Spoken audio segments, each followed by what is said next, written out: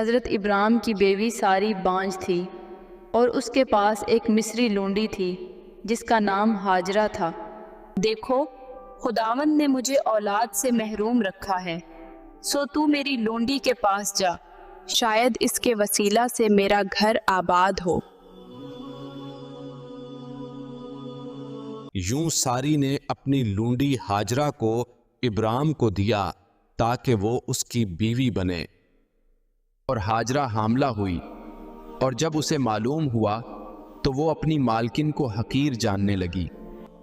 مجھ پر جو ظلم ہوا ہے وہ تجھ پر ہو، میں نے اپنی لونڈی تیرے حوالے کی اور اب وہ مجھے حقیر جانتی ہے۔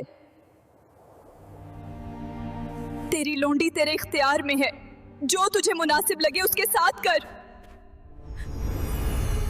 اب ساری نے اس پر سختی کی اور وہ بھاگ گئی،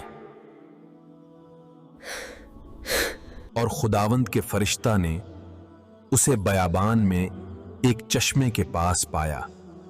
اس نے کہا، اے ہاجرہ، ساری کی لونڈی، تو کہاں سے آئی ہے اور کہاں جاتی ہے؟ خداوند کے فرشتہ نے کہا، اپنی مالکن کے پاس واپس جا اور اس کے تابع رہ، اور میں تیری نسل کو بہت بڑھاؤں گا، یہاں تک کہ وہ گنی نہ جائے گی۔ تو حاملہ ہے اور ایک بیٹا پیدا کرے گی، اور اس کا نام اسماعیل رکھے گی۔ وہ جنگلی گدھے کی مانند ہوگا، اس کا ہاتھ سب کے خلاف ہوگا۔ تب اس نے خداوند کا نام پکارا، تو وہ خدا ہے جو مجھے دیکھتا ہے۔ اسی سبب اس کنویں کا نام رکھا گیا لہی روئی۔ اور ہاجرہ نے ابراہیم کے لیے بیٹا جنا، اور ابراہیم نے اس کا نام اسماعیل رکھا۔